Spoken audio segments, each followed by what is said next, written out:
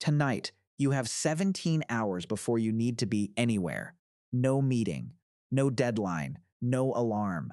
You will probably spend most of them scrolling, watching something you've already seen, lying in a position that hurts, doing nothing in particular.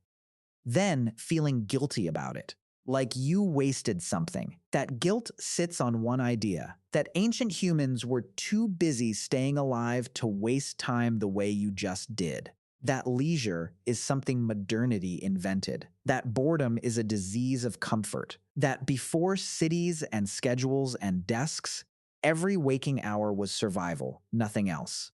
Anthropologist Richard Lee walked into the Kalahari Desert in 1966 to document exactly that. He came ready to record the brutal, relentless hours the hoansi people spent simply keeping themselves alive. He brought notebooks. He started tallying. What he found made no sense to him at all. The hoansi spent roughly 17 to 19 hours per week acquiring food. The rest of the time was simply theirs. They slept late, they visited, they sat around fires doing nothing. He published the numbers. The field of anthropology did not know what to do with them, because the numbers said something nobody in a university office was prepared to hear. If you're enjoying this so far, hit the like button and subscribe. It genuinely helps. Drop a comment telling me where in the world you're watching from. I actually read them. Ancient humans had free time, more of it than you do. The question nobody thought to ask was what they actually did with it. Among the oldest musical instruments ever found is a flute carved from vulture bone, pulled from Holy Fels Cave in Germany.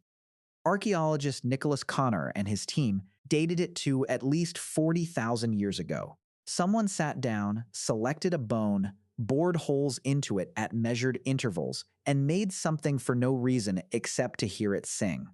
In 2004, Christopher Henshelwood led an excavation at Blombos Cave in South Africa that turned up pierced shells, strung together and worn as beads, roughly 75,000 years old. Whoever made them wanted to be looked at.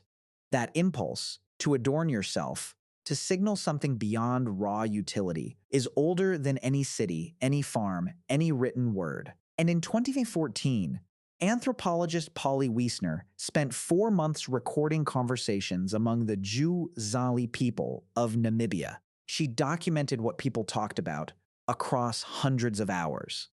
During the day, roughly 80% of conversation was practical. Complaints, logistics, planning.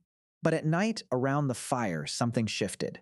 81% of nighttime talk was storytelling. Long, intricate, character-driven stories told for hours to people who had probably heard them before.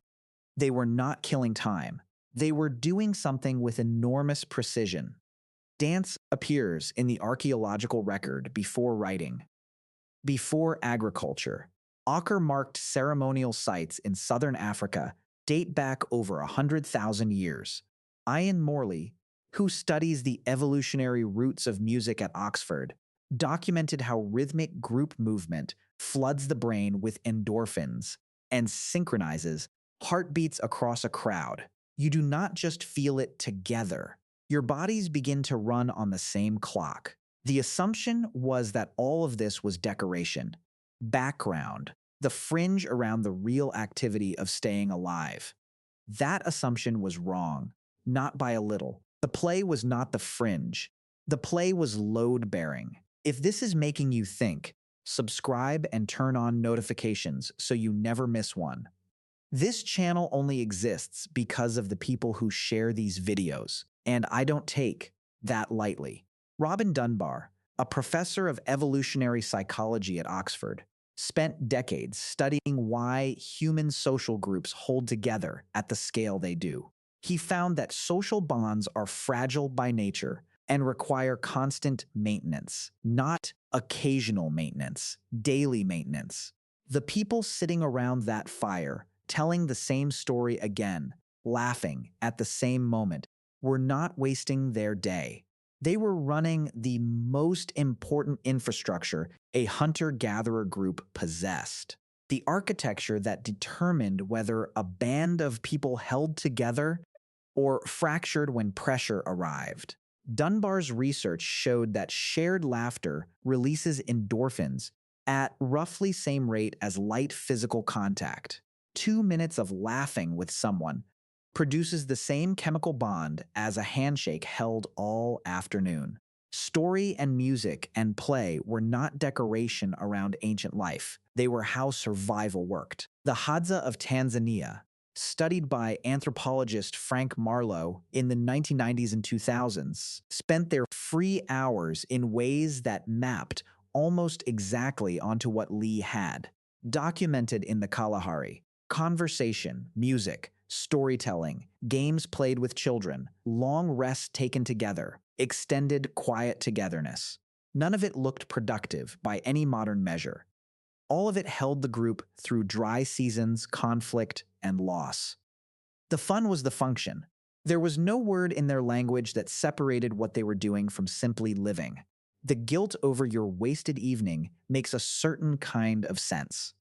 Modern leisure was engineered to replace something real with something that resembles it. Streaming platforms, social feeds, infinite scroll. Each was designed by people who understood your ancient need for story and connection, then built a version of it you consume alone, at speed, with no one in the room. You get the shape of story. You do not get the endorphins. You watch the characters. You do not become part of the group.